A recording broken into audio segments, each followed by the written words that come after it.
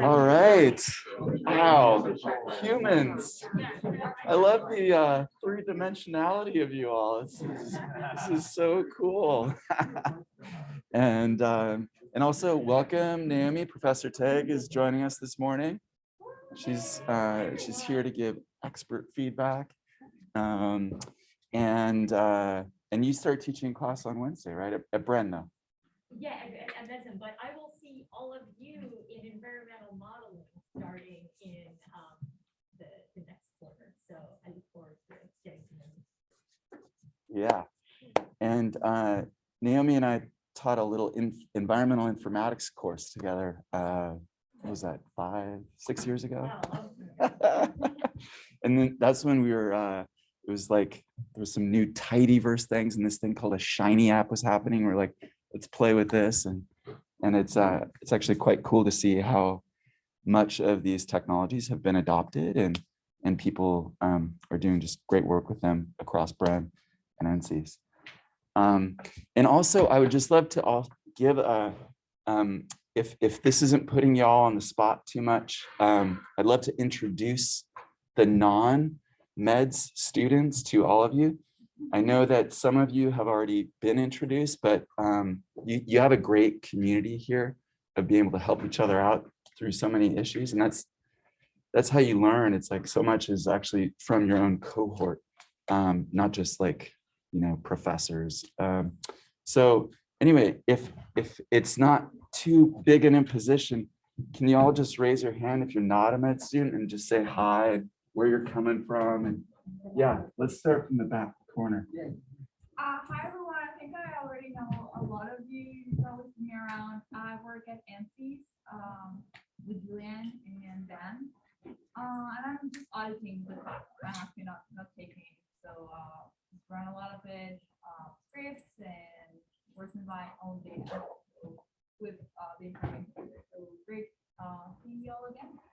And now you're also connected to the AI for Earth program? Yes, right? I'm working the AI for Earth program in the planetary computer with Microsoft. We tried to start other people are working in, so that's great. And I think I did mention my name, but I'm Carmen Galacia. Great. And thanks, Ben, for letting me on. Yeah, thanks for being here. Hi everyone, I'm Ian. I think I've met all of you before. I come from the medicine program and very excited to be here. Hi everyone, I'm Yvonne, also medicine. I'm a second year with Ian. I don't know. I know shit. But yeah, also very excited.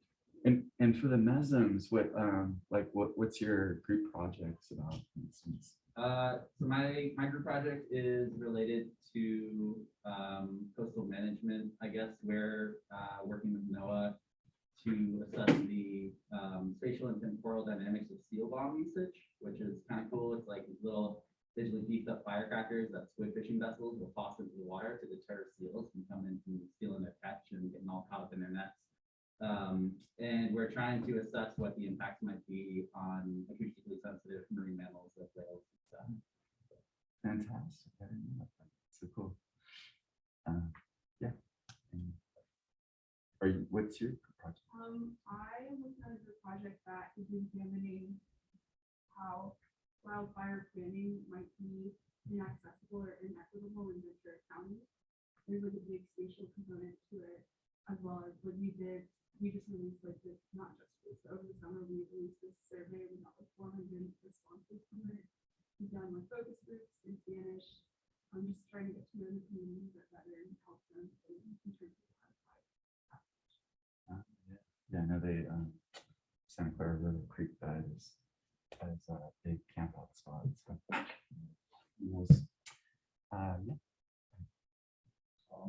yeah, it's like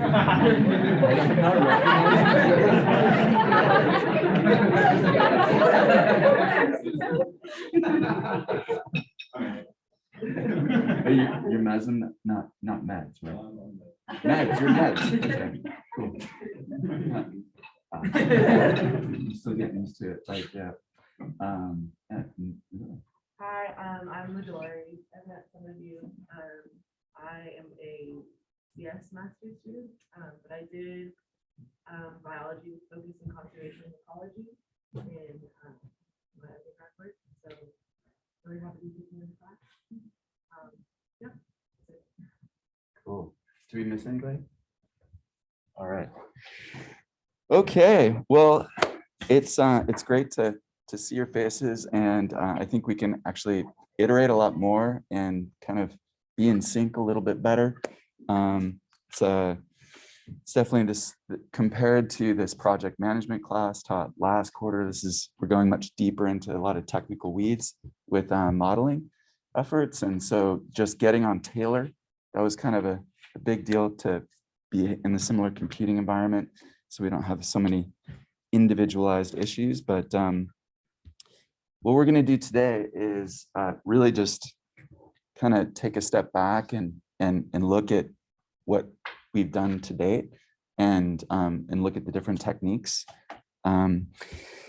before we kind of go into another set of modules. So we started off with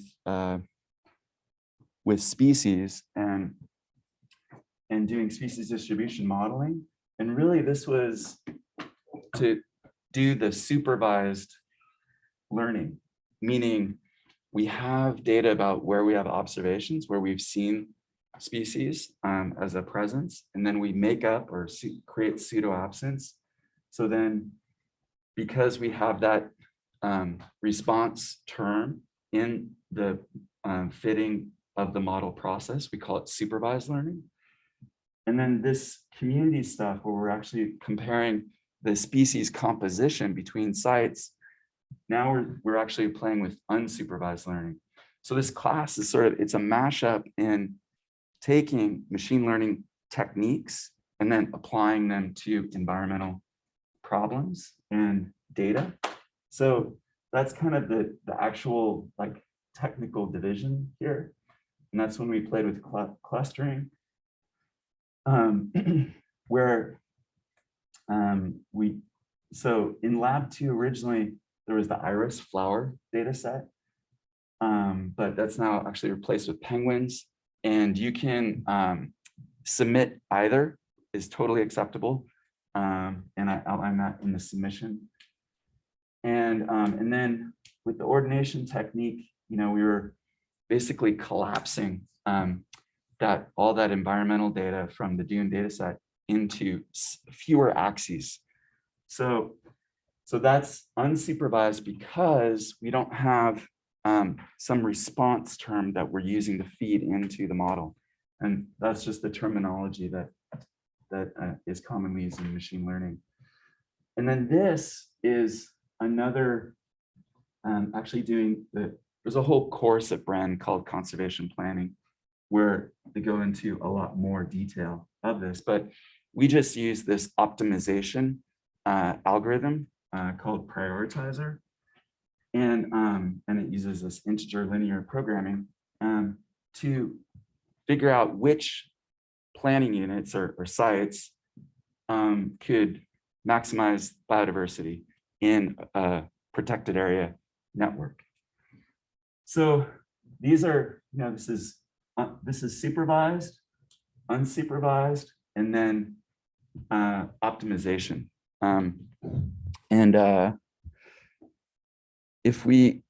So I have a little, this is mostly announcements.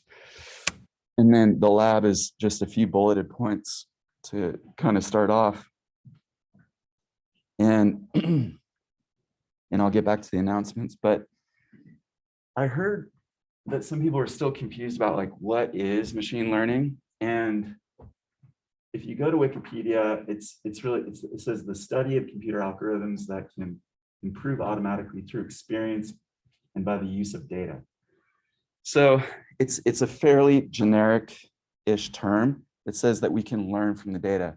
And what you guys did with the supervised learning with the species distribution model is that you're learning what the environmental fit is that differentiates presence from absence in the environmental data about where those species are seen. So that's learning in a sort of a loose sense. And then there are these other terms that we used also in the lecture for supervised, unsupervised, semi-supervised, and reinforcement learning. I realized that the bold, when I was bolding the text before, it wasn't really, couldn't really tell. So I changed the style throughout these documents so you can actually see the bolded text. And, just big picture, if you look at the Wikipedia entry, these are also things that we talked about. So we just talked about supervised and unsupervised learning. And then another term for ordination is dimensionality reduction. So these terms hopefully become a little bit more familiar. So you understand that like ordering the sites based on species composition similarity, or we use the Bray-Curtis dissimilarity metric, is based on other data we can ordinate and then also reduce the dimensionality with the environmental data. And then, let's see, I swear optimization is in here. Yeah, and then optimization is in there. That's sort of like the reserve thing. So that's like the biggest picture overview. And let me go back to these,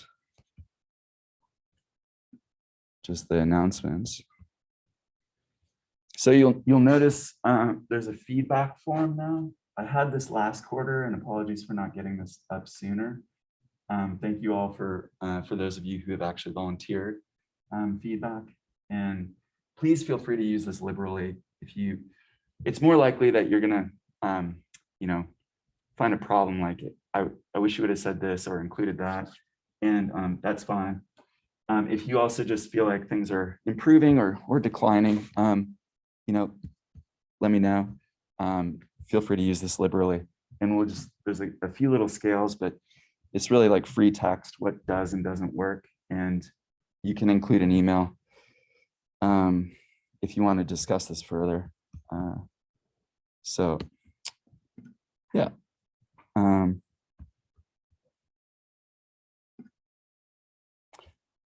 Okay, so we're gonna just review a lot of this material. I updated the Lab 2 submission. So there's a lot of items in it, but if you just copy paste and run the R Markdown, then you get most of the items. And then it's just peppered with questions that prompt you to actually look at the data and see like, well, yeah, what are the sites that are most differentiated and most dissimilar along this ordination axis, and understand that that's the meaning behind these things. So it's just asking for some interpretation and some confirmation that you read just the background in it. So, so the penguins are swapped in for the iris data set in this, for that k-means example. And I mean, they're so darn cute. So this is Alice and Horse drawings. And yeah, who doesn't want to play with penguin data? So this is, though, totally analogous to the iris petal length and width that we used before. And you can see, though, that here's the data before. So this is the data that you're feeding into the clustering technique. And remember that all that the clustering is doing is you say how many clusters I want to get out of this data. And then it's just plopping centroids in the data that minimizes the variation in whatever axes are feeding it. So, you can kind of visually say if it's like 2 clusters, it would probably be here and here, and that would minimize the distance between all points from the centroid. And then you can kind of see like, okay, if it's 3, it would probably be here, here, maybe here. But that's all it's doing. It's a very simple technique. And even though there's species in this data, remember, we're not feeding the species information into the clustering process. So that's what makes it unsupervised. Yeah. So is there a way other than just kind of visually looking to definitively tell how many were assigned correctly, how many weren't? Yeah. Any volunteers? It's a great question. And actually, I had a little chunk where I was doing that visually in the original R Markdown. You can go look at it and it's invisible, but yeah. Do you have any responses to that? Did you want to respond to that? I Or? think I used the compare clusters. I printed a table. So it was like penguins, K, $ cluster, and then it sort of gives you a sense of, not visually, but like in a table, which species and which clusters were correctly assigned, and which ones were, like with chin straps, for example, were assigned to cluster 1. Yeah, I don't know if that answers the question. So we could show it. I could go to Taylor and Well, I think it's in this, if you scroll down. oh, it's on there. Yeah. oh yeah. Yeah. Oh yeah, that's right. Thank you. Oh yeah, we did this. Yes. So like in this example, like you can pretty obviously tell that like Adele is group 1, but like it's less obvious, group 2 and 3. I mean, you could make an assumption, Exactly. but like how do you, or like if it wasn't so close, like how would you know? So this is I just want to be careful about how we talk about this example, in the sense that this isn't necessarily, if you wanted to predict based on petal length, or excuse me, bill length and bill depth, which species it is, you might go about it a little bit differently than using a k-means clustering technique. So you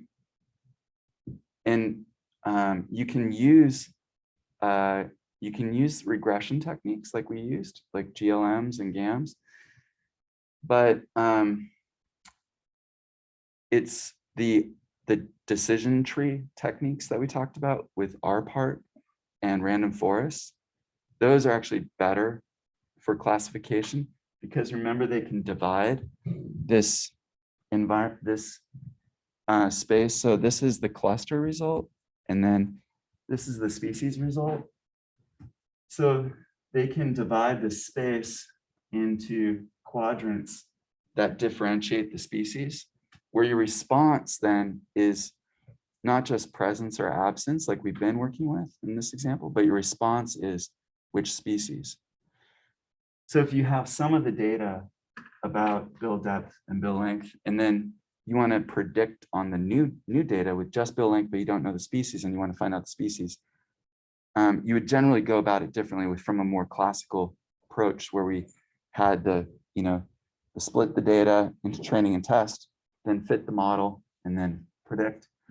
And but this is an interesting like exploratory data set to then understand that there are some natural clustering patterns in the data.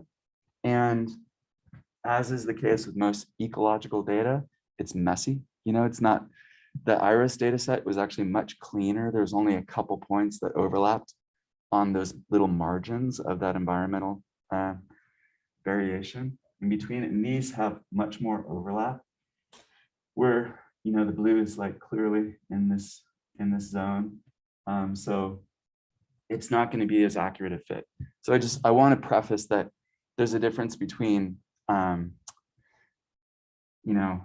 actually wanting to predict species versus kind of doing a clustering technique, which tends to be more exploratory. But it's a great data set to use as an example to say, oh yeah, well, it actually does match a pattern in the real world. So in this example, there's no way to get a table of the data, of input data and the assigned group associated with each observation. Yeah, there absolutely is. I mean, it's similar to this table. You join that table right there with the original data. Exactly. Yeah, and this goes to this gets to if you were to say that cluster, we're going to call, where's that little summary table?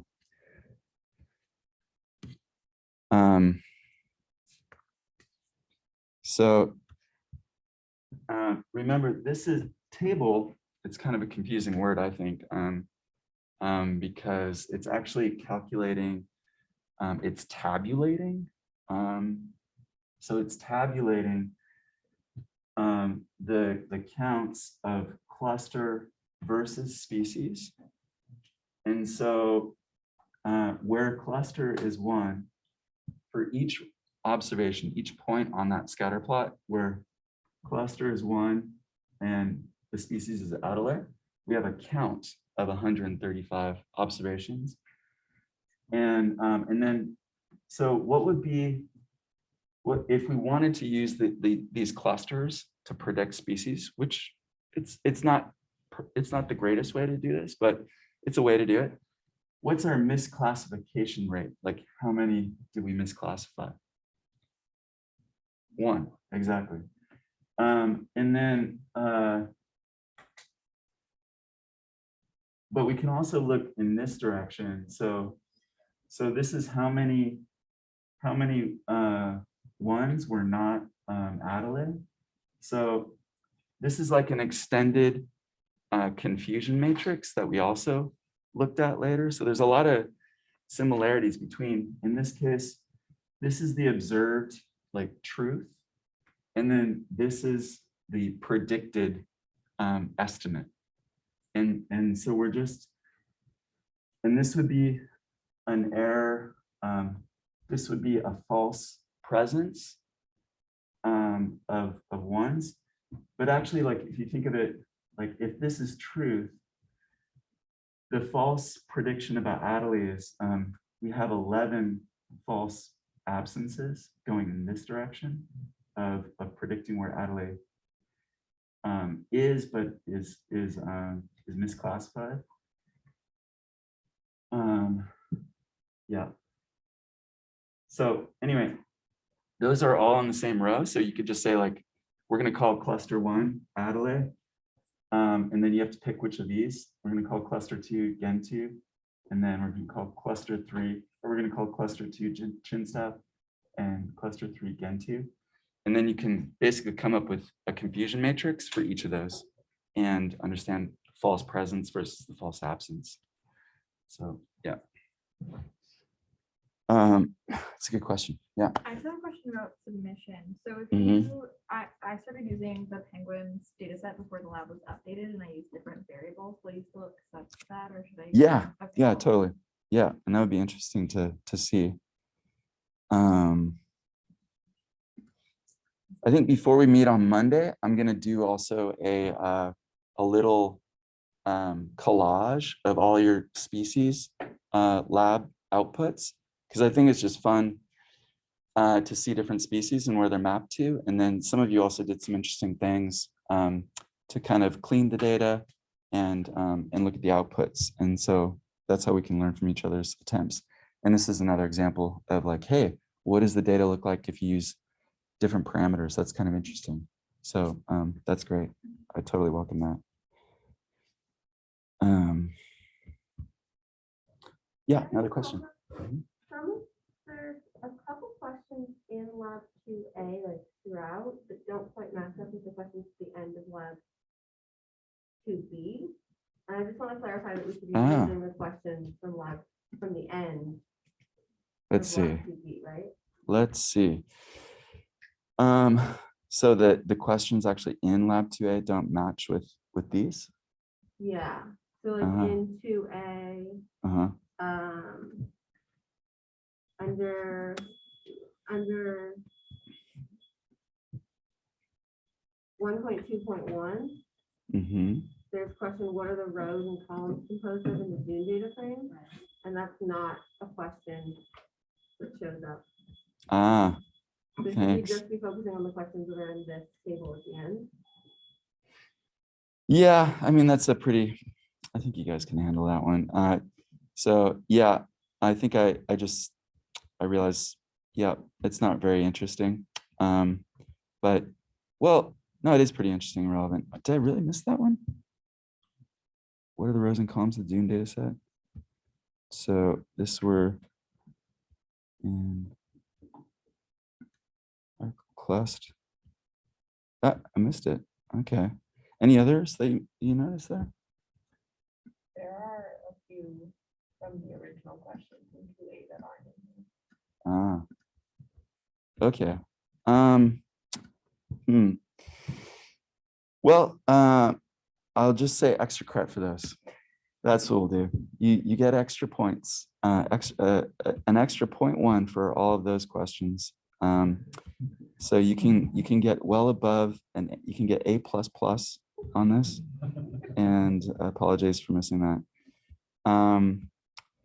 Yeah, and I guess I'm refining how I'm approaching the questions. So I'm like trying to reference the lab and then which section and then even which function is kind of relevant. So it kind of highlights, that's when you're using the k-means function.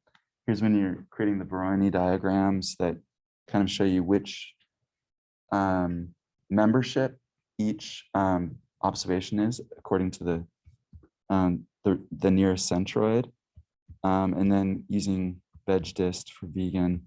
So hopefully the functions become more familiar, but let's just do extra credit for extra 0.1 if you answer any of those questions. Yeah, that I missed. I don't know if anyone else is having trouble with the submission form.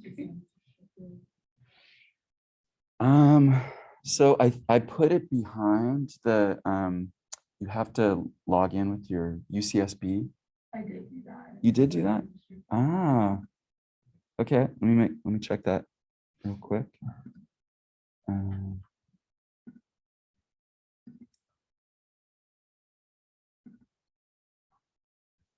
Let's see. So maybe I have to do a share setting here.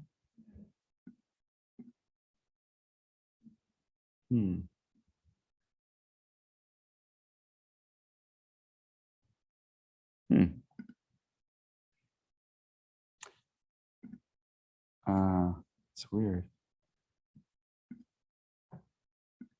Huh. So can you not see the form at all? And the owners, oh, so maybe I did my eco quants. Oh, huh. Add collaborators. Let's try that. Restricted to. Oh shoot. Sorry guys. I put it in a folder that is owned by my UCSB account, but I think I made it as my EcoQuants account.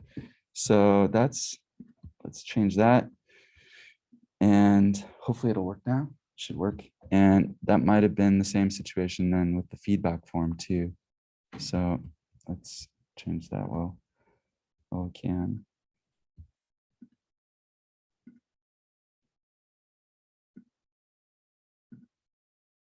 Okay, here we go. Okay, so thanks for the heads up on that.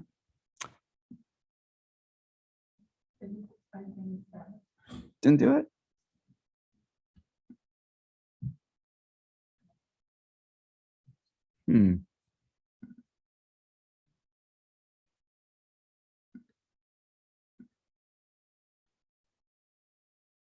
Anyone can, this link can edit. So, okay, maybe that's not what we want. So if I go to send, yeah, I guess that's not what I want. So you can edit it, you just can't submit to it. What was that? Like maybe the link change for the link on the web. Oh, yeah, yeah, let's try that. Shorten it. All right, so I'll just add this to the Slack. And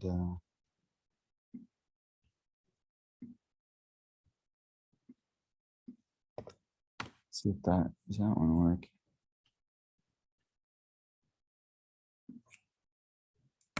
Is that different?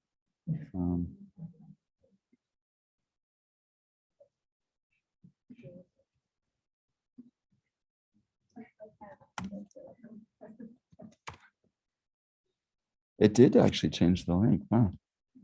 But we also Still can't access it. Can you edit it? Okay, that's super weird. Okay. Well, I don't want to waste our collective time sorting that. I will sort that right after this. So let's go back to, yeah, question. Going back to Clarissa's point, so I'm just a little unclear. Should we base the questions we answer off of what's in the lab document or at the end? I guess at the end. Okay. Let's do it based on, and you will get extra points. So I'll just make a note in the Slack.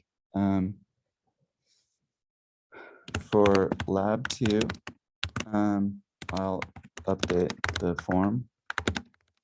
And so you can submit, and all points, and please fill out questions and outputs based on submission guidelines. Any other questions peppered in the lab? Answer. Extra 0.1 points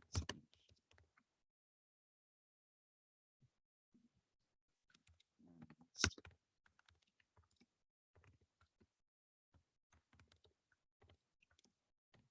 Okay, cool.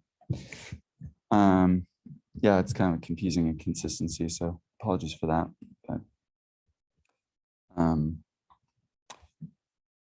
any other organizational questions about this?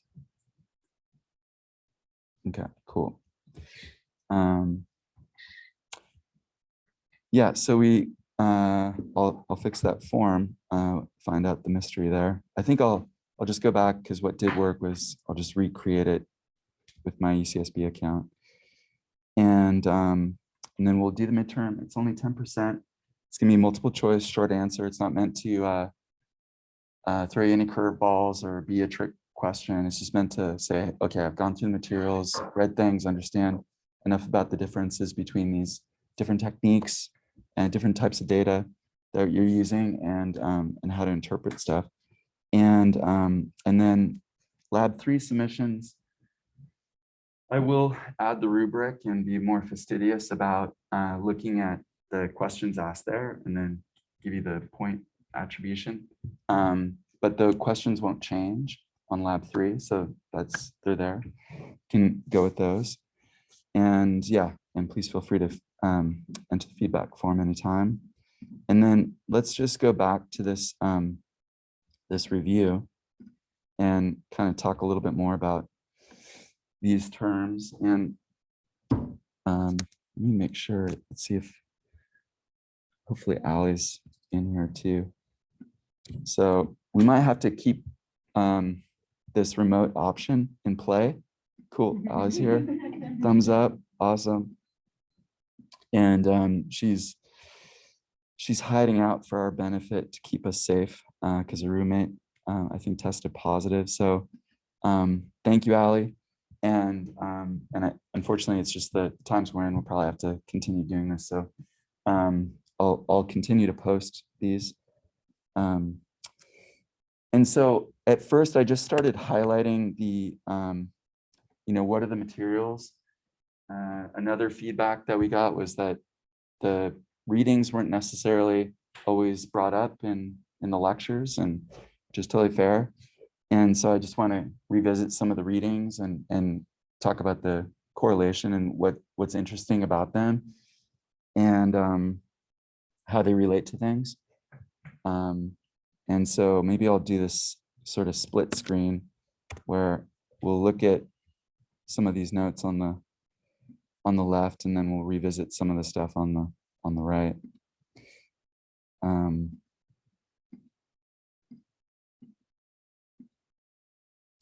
Okay, so with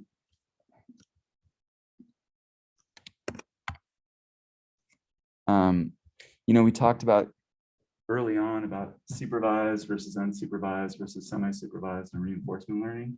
So we just talked about that. Semi-supervised is just where maybe there's a fitted model, and then you're actually continuing to add observations where you're training the model.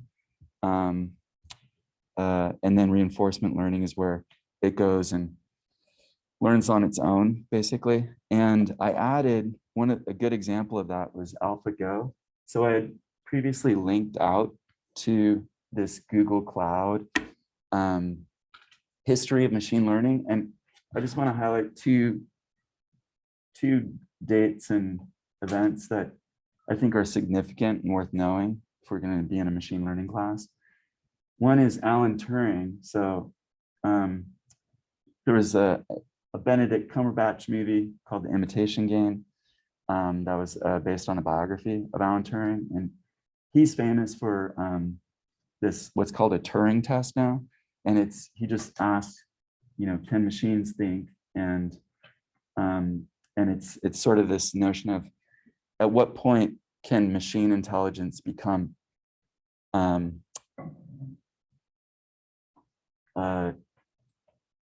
undetectable from human intelligence in the way they respond. So we're getting to, for certain tasks, it's getting pretty close actually, but it's very task oriented. And we're going to talk more about this stuff. And I'll add some more videos and TED Talks and things into it later. And then the other one is Alphago. So this is kind of a big deal because the game of Go, it's like the most complicated game there is. And it was the last game. Computers beat the best chess player in the world many years back. And this was the last one. And this was because of reinforcement learning and these convolutional neural networks that we're going to talk about starting next week, that it was able to really beat the world champion at this game. And it basically played millions and millions of games and learned from its own play of games to do that. So then we talked about these, the ecological and environmental applications, and some of the convolutional neural nets that we're going to start into about relating to how we can classify sounds and images. And so this was just all from the first intro lecture, but then you actually had the Elif and Leithwick as a reading assignment. And and that key figure, which you guys ended up doing in the lab, was really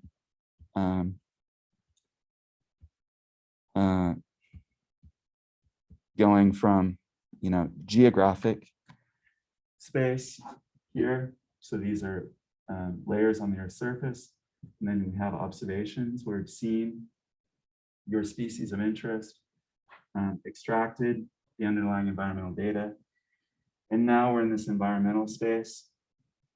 And the idea is to differentiate the niche, right, that the species is living in. And Hutchinson, back in the 50s, back in the Star Trek days, he called this an n-dimensional hypervolume. And I just think that's a fun term. And so we're going from geographic to variable space and then back to geographic with the fitted model. So we split this data into training and tests, and then you can evaluate the model and then predict not just for the points where we have observations, but for the entire landscape or seascape. So that was the point of that. And then we went over these different modeling techniques. So starting with linear model, actually, and remember that like a linear model is the response term can vary beyond 0 and 1, which is the input.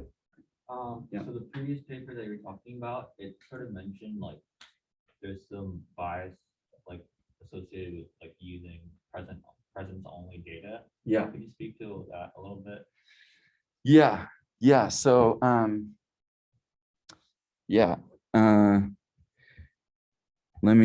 I'll pull up a little example.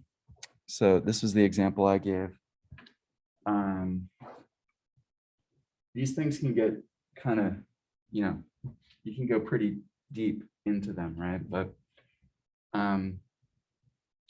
so originally, observations were collected for museums that shared specimen data, and a specimen is a actual specimen of a species. They use it to taxonomically identify and define the species. So it's really important for museums to share like who's got what specimens and are we in agreement taxonomically. And so the Global Biodiversity Information Facility that you all pulled observations from, historically, it was using this Z39.50, or I don't know, it had some crazy little acronym for a protocol to exchange data between museums. And that's what it was based on. And specimen data, so it's been around the longest, is like just where we've actually seen a critter. But then the traditional modeling techniques are with presence only data, then what is the background that you're comparing it to and statistically, and there's bias inherent in that, in even maybe where the presence is. So there's one of the other long-term data sets in the United States for species is the breeding, I think it's breeding bird count, BBC. And if you do like a predictive model on it, it turns out that these birds just like love roads, but it's not actually about, it's not because they love roads, because that's where we have the presence data, that's the observation. So there's an inherent bias in where we collect things. And then there's a pretty wild assumption about where we're dropping points of like pseudo-absence to differentiate things. And that's where it can get pretty involved. And that's also why I wanted you guys to read the papers, is to get a gander of some of those issues, but we have limited time here. So it's more that you understand that these are issues. So I really appreciate you bringing up that question, and that there's a lot of different ways of going back and kind of approaching it slightly differently. So for instance, I had you guys take the convex hull of the observational points and so that's just the outer perimeter of those points. And then you dropped in pseudo-absence points. But in the spatial modeling lab that I referenced, they actually had another way of doing it, where you just buffer around all your presence points by a certain width. And that's a much more restrictive area that you're then dropping your pseudo absence points. And I would do that if I was like more serious about building a species model, but it can become less satisfying because then your model is differentiating very similar environmental space that might not have as robust an effect in your term plots that you would visibly see. And I bring up this example because this is from work I was involved in. Jason Roberts and I led this paper on building density surface models for marine mammals throughout the US East Coast and the Gulf of Mexico. And this is different because we actually do have a better idea of absence in the sense that there's a track from either a boat or a plane of where they've been consistently applying visual survey effort. And in that case, the pseudo absence is, I would say, more reliable than just an opportunistic observation from some citizen scientist that then and you don't know where else that citizen scientist went. In this case, we know where we've had visual search effort. And there's also another part of this. So there's actually two models that get fitted to produce these. And that's also the limitation of our time here is like, we're kind of chewing on exemplar analyses to give you a sense of like logistic regression, where the response term is 0 or 1. But logistic regression is kind of unique in that because the response is 0 or 1, you can use the classification tools and say, I'm going to classify this as a 0 or 1, a presence or absence. Or you can apply that logit transformation that we did. That's what generalizes the generalized linear model and generalized additive model. That's the generalized part. And then that clamps that response between 0 and 1, and you have a continuous value in between. And then we apply that threshold. So that's one way, but then you can actually say, like in this case, we were looking at, well, if you see any of these species, what's their group size? How many of them would you see? So then you can multiply basically what's the likelihood of encounter with what's the size of the animals you see.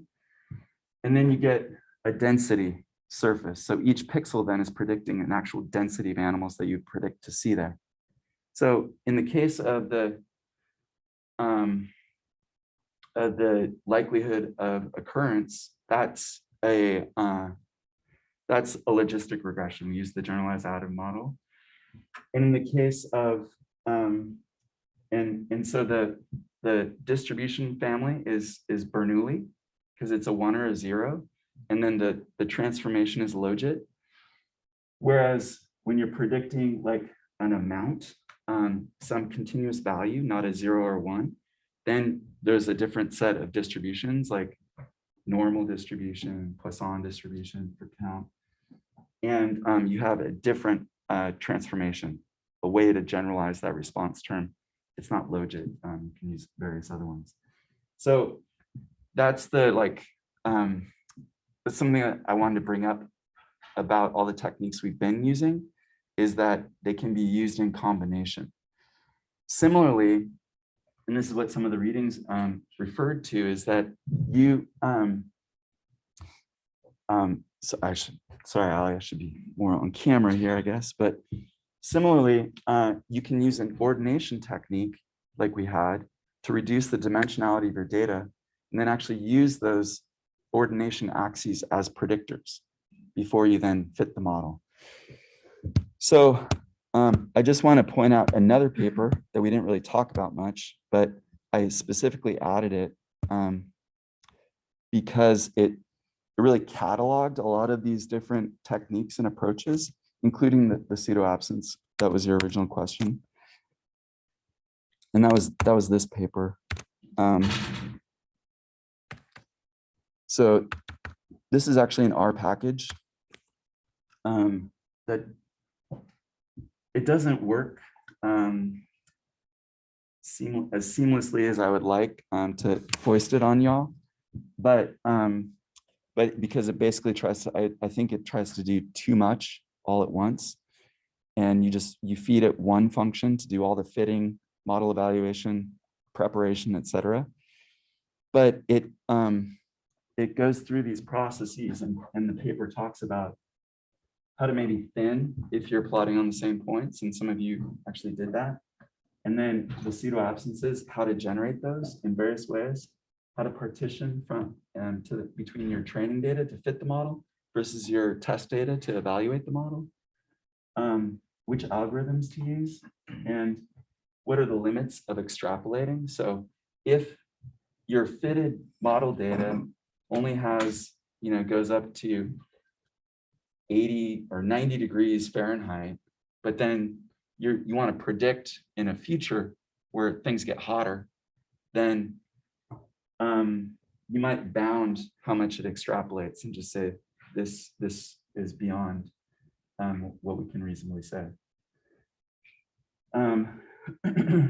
Yeah, and that's part of that is things are complicated in the real environmental world, and we talked about the niches, like there was the Hutchinsonian niche, and then there was the Eltonian and Grinnellian niche, and just the idea that basically all species are interacting with other species, so it's not they don't necessarily abide by the same environmental parameters into some extrapolated future, and then it goes over these other techniques. So just to zoom in on the pseudo absence question, I think it has.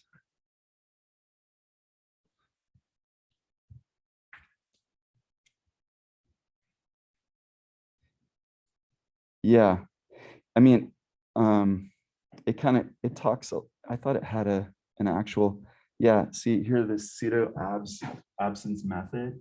So there's random and there's buffered, and there's various ways that they talk about tackling this. And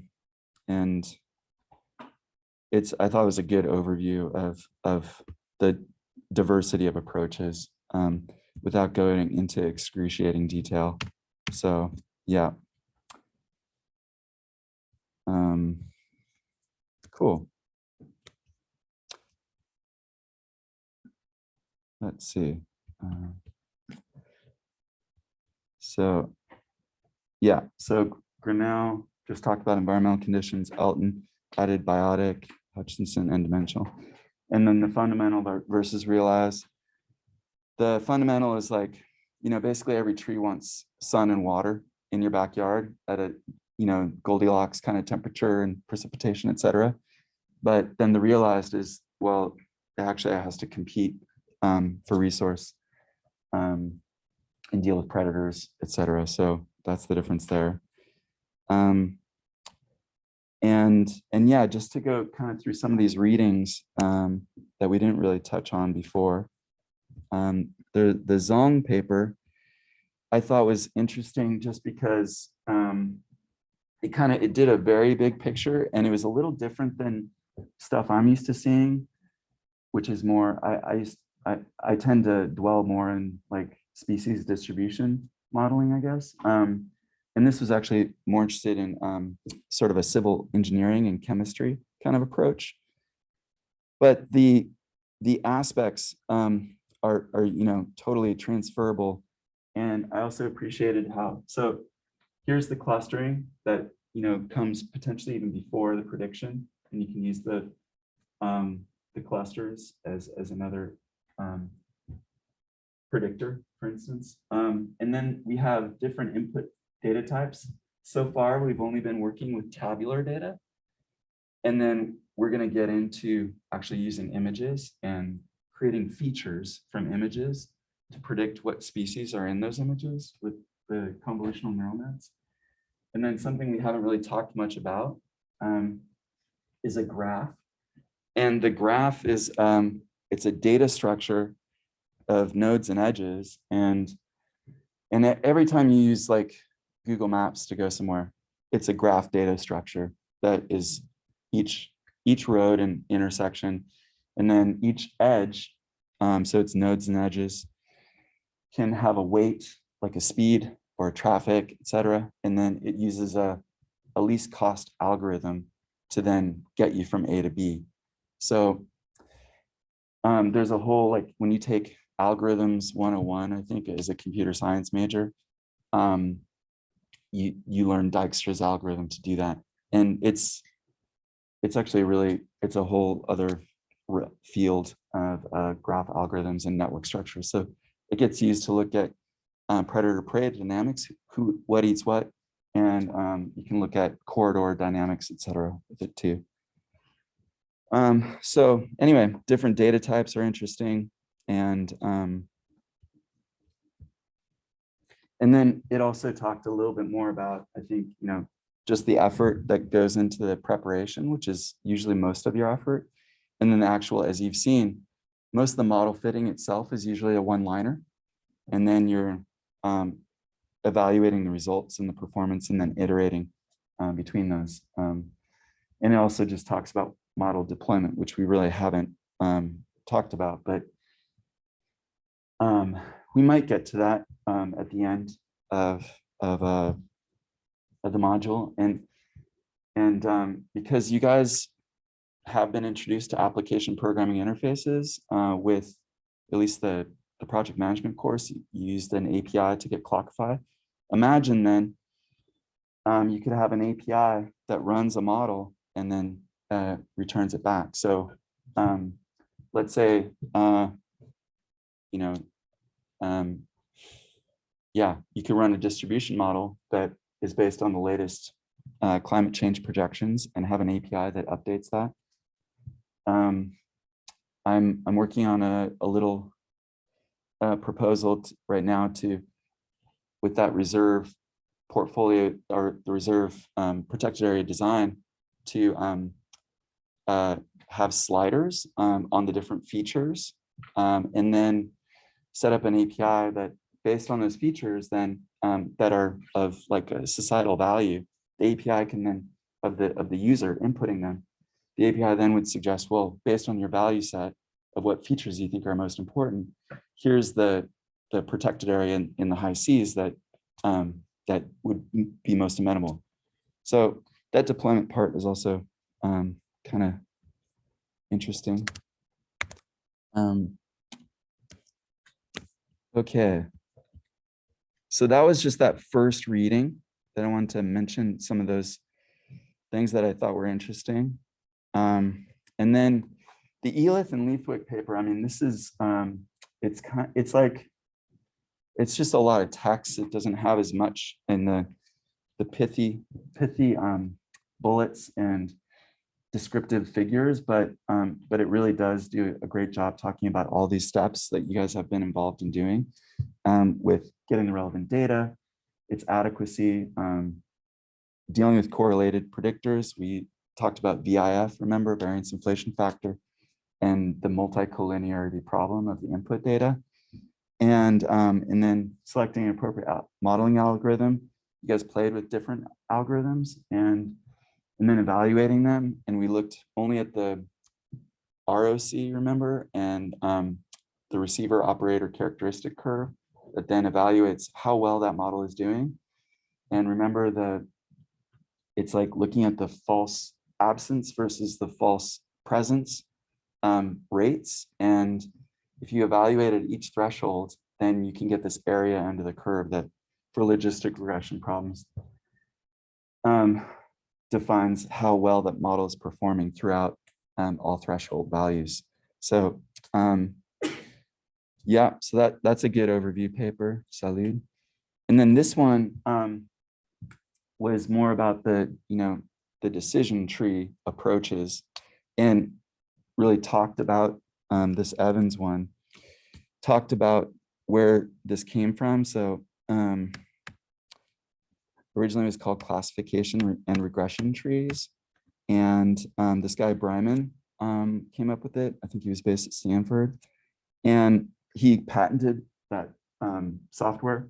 So it's called RPART. And you guys remember we talked you use RPART, recursive partitioning, another term for it, basically, to then slice up that environmental space and then get classifiers back out. And the random forest algorithm is really that it talks about here how it goes through the steps. It's just saying that it's an ensemble approach. So it fits a whole bunch of trees and using a little bootstrap technique. And then you're going through similar processes of model selection.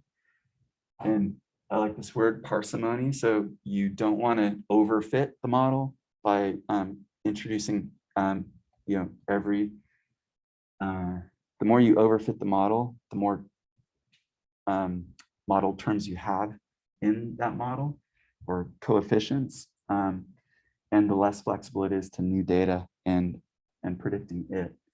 So, so we also talked about model selection and using the Akaike information criteria, AIC, and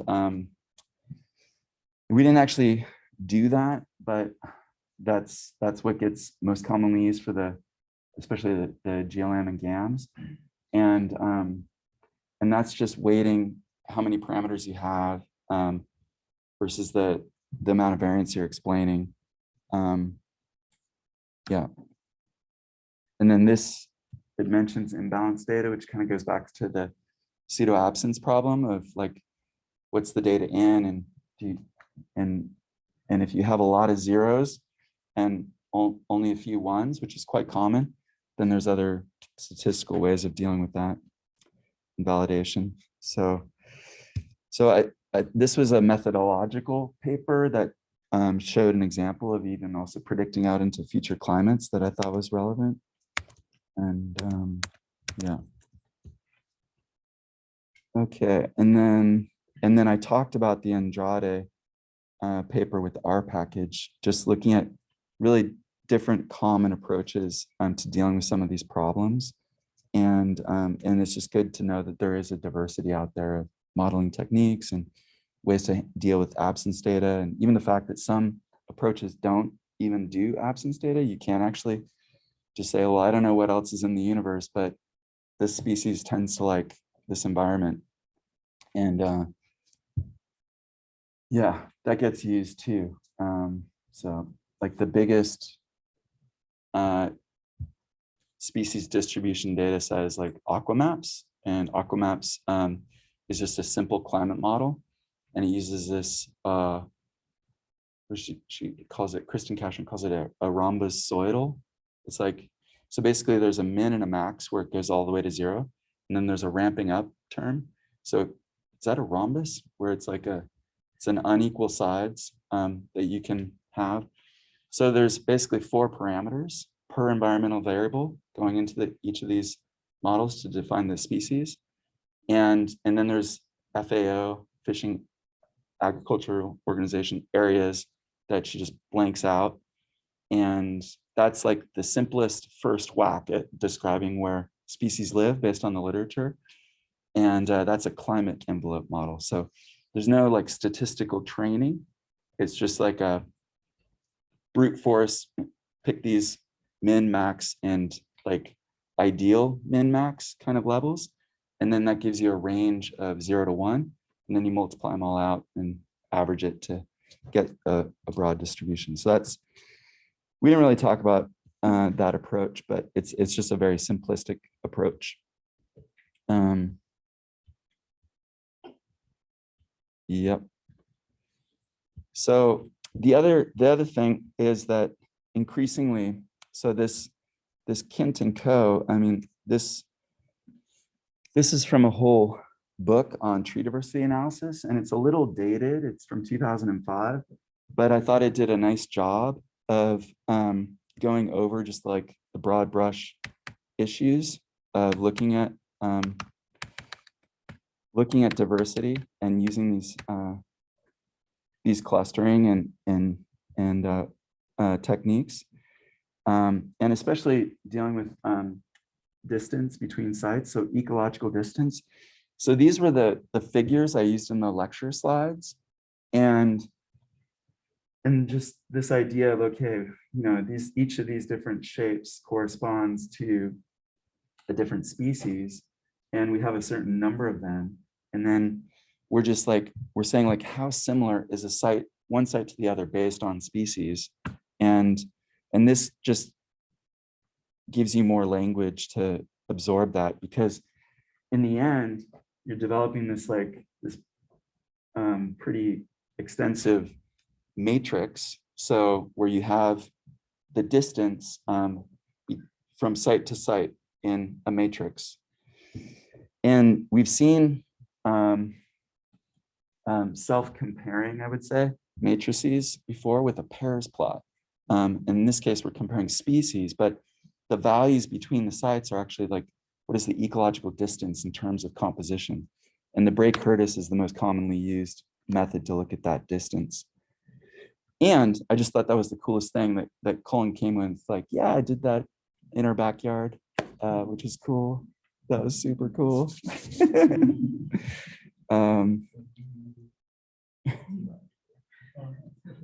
Yeah. So, and then that provides background on the clustering that you guys did. Because it's kind of like it's a lot to, whoa, there's species and matrices and compare these things. What? Yeah.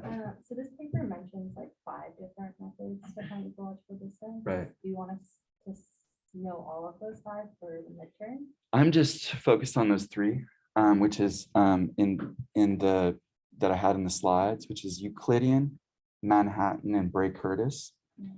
There's actually with the lab that some of the default you guys had Wisconsin and some of the lab outputs, but this is like the kind of thing that if you actually end up doing it, you're going to go back and kind of study these finite differences more in a real world context.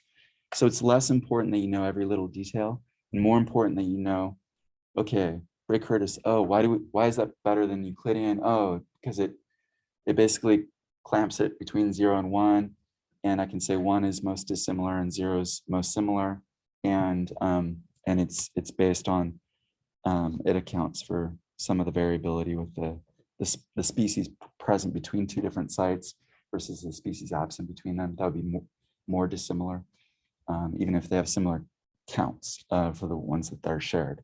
So yeah, that's like the basic gist. And that's the hard part is to, yeah, I would say focus on what I mentioned in the slides and in the lab. And then the readings are more background material. But then in the lab, a lot of the labs are pointing to, for instance, more recently, the vegan tutorial, which gets pretty technical in some cases. And again, that's like, it's good exposure to see a lot of pretty technical jargon, and then also get the big picture gist and kind of know how far down that rabbit hole do you go. And then the hands-on machine learning with R online text, I reference quite a bit to get a gist of especially the hierarchical clustering. And so those things I point out where in the vegan tutorial, these are the sections that I want you to pay attention to, and the other ones, don't worry, but they're there for background. Yeah, because there's a lot of other techniques they introduced there. Yeah.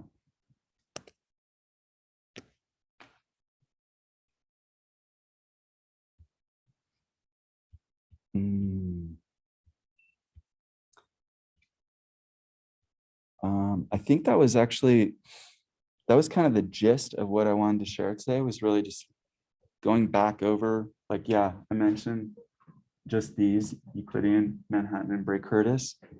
I gave you guys a hierarchical clustering example with, grocery shopping data, which, so I definitely wanted to include an ecological context for hierarchical clustering. That's why also referencing this paper, and just understanding dendrograms and how they look and what their heights mean, and understand they also mention how the ordination can complement these things. Yeah. Yeah, regarding the dendrograms and the heights and how they differ, I was wondering if you could like just look at a dendrogram and be able to tell like how it was formed, like agglomerative or something else. Would you be able to speak to Yeah, okay. It is confusing because I'm like, okay, let's load this up. All right. So let's look at we had this clustering module, and it was I realized even asking the question, I was like, well, what's the height? I'm like, oh shoot, then they'll pivot the axes too. So if we go back and look at like this clustering here. So, and the text. So here we've got the height here of the dendrogram, and then these are the sites that are ordered along this axis. But in this case, they're unlike the ordination axis. They're not actually the separation on this in this axis is not related to their similarity. They're evenly dispersed along that axis. And then what I meant is here it gets flipped. But you'll notice that height was on the y-axis and now height is on the x-axis. And the site labels were on the x-axis and now they're on the y-axis. And it just depends on, do you want to go landscape or portrait basically with the same information? And the key thing about this, and this is why this is a great question, and I had trouble even with the lab, like how do I ask this in a way that makes sense, is the understanding that the similarity between sites is not a function of their proximity on this axis as much as where is it that they have a common connection on this axis, on the height axis. So that means that basically 11 and 18 are much more similar than, for instance, 19 and 17. And these two guys are much more similar to each other, 19 and 17, than they are any of these guys. And so you have to look at what is their common connecting point to ask, like, how similar two sites are to each other is based on where do they connect and attach one to the other, and what's that height, as opposed to how they're ordered in this direction. So that's exactly the right question to ask, and it takes some like, wait, what? And you have to kind of like focus on like, here's where they meet. Yeah. Are there units associated with that height? Like, intuitively, I'm thinking like we should be integers, but for this example, there's a height of 0.5. What does that mean? That is a great question. I honestly don't know. I should know. I think that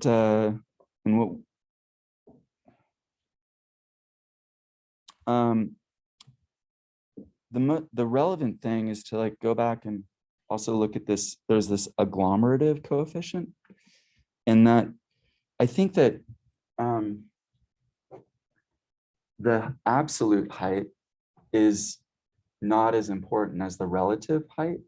And it's really the relative height is telling you how related things are one to the other. So I look at it as just a fractional kind of relationship. And in this case, they're not, each endpoint in the dendrogram is not slammed to the bottom because it is more related to the way it's plotted. So in this case, the height, the values are much greater than 1.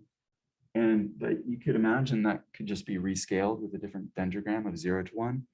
And the important thing is asking how related is one site to the other. So that's going to vary also based on the data you have going in. It's a good question, and I should have a more definitive answer. I can get back to you on that. But the main thing is understanding that the relative relatedness is the most important feature of it. Yeah. Did you say something about the agglomerative coefficient? Yeah. So the agglomerative coefficient is what this guy talks more about. on the hands-on machine learning. And I think there's a little standout box, yeah, here. So, so this is what gets used a lot of times to determine like where is it that we cut that tree to then say like how we're going to cluster. And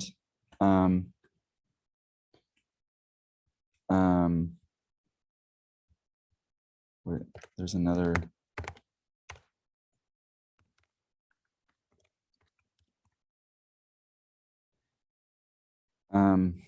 Yeah, the definition here is which measures the amount of clustering structure found.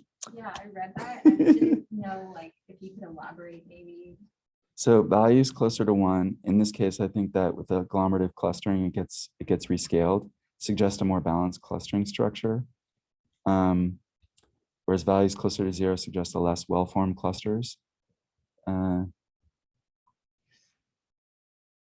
And I guess like the way I would interpret this is that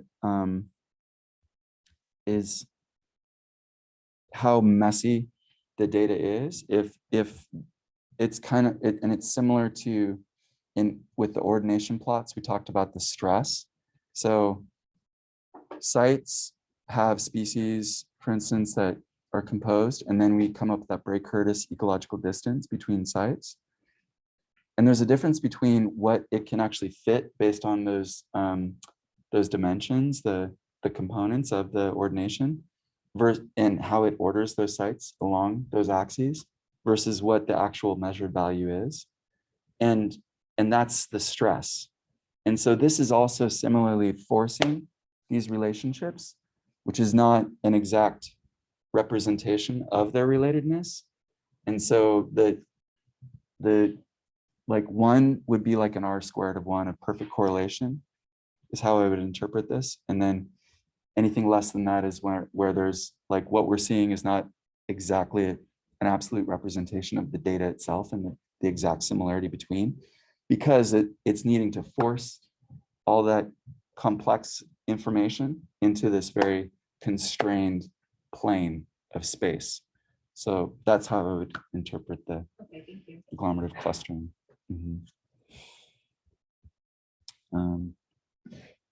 So I guess we're at the hour, and it's this is like really, it's complex stuff to wrap your head around. So I appreciate you guys' patience and in doing this stuff, and I do not sweat the midterm. There's actually no like master's minus or master's plus like at this point, guys. It's just like you're obviously all like clearly into it, and it's about learning and hopefully having fun with it. So yeah, I'll kick around. And I think there's some birthdays to celebrate. Any other last questions before we break? Yeah. Oh, thank you. Yeah. I would like to, again, this is not like, I'm not going into excruciating detail, but I would like you guys to know, have run through and just have the basic concepts of like, the planning unit. So I will ask about it, mostly because I just want to bookend the content that we've covered so far, because it kind of fits neatly into a more environmentally oriented machine learning. And then we're going to go in it's sort of a different direction, going into these convolutional neural nets starting next week. And as far as what I find most relevant, it's most of this is actually kind of procedural, and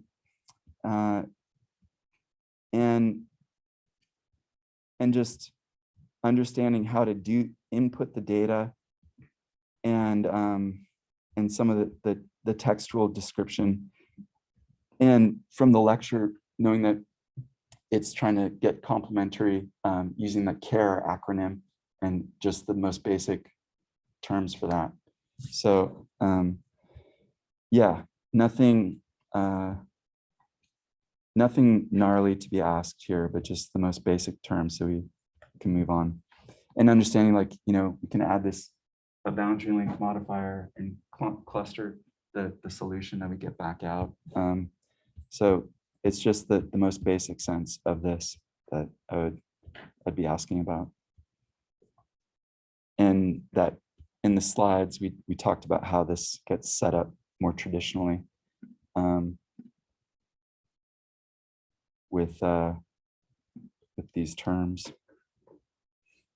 Yeah, so you have your targets and the boundary length and a cost per planning unit. And that's pretty much the gist of what I want you to get. And yeah. Yeah. Yeah. You said the midterm was going to be digital or I think we're going to have to do digital just because not everybody will be able to attend in person. So yeah. open? It'll be open note, but closed peer group. No calling a friend. Yeah. So but will we be here? Oh yeah. Yes, please. Yes, please. I want to proctor the exam if you guys are healthy. Yeah, thank you for clarification there. Yeah, if you guys come back Wednesday, take a little test. And then we'll come back. We'll reconvene. Yeah. So yeah. Cool. All right. Birthday time. Just so everyone knows, we were thinking it'd be best to do this on the terrace, unless anyone has objections. Because that way we can all eat and be merry.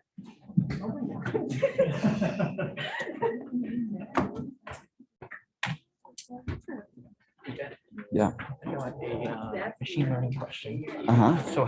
So when I want to start like a little side project and apply some of the stuff we're learning, how would you incorporate like temporal data onto this?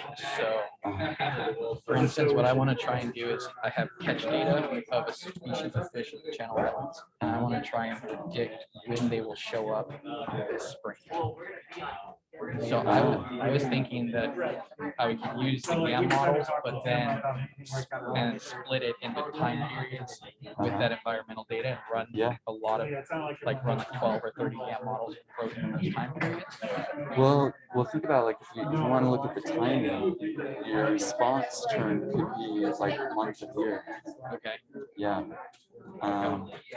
And you could use this wrapped Cauchy distribution thing for the zero to wrap back on the 12 because it's actually circular. Okay. It's a circular unit, but yeah, we can look at more. Okay, but you think that the GAM approach might kind of work, or just like break it into chunks and then it could give a spatial area where they might show up for that time?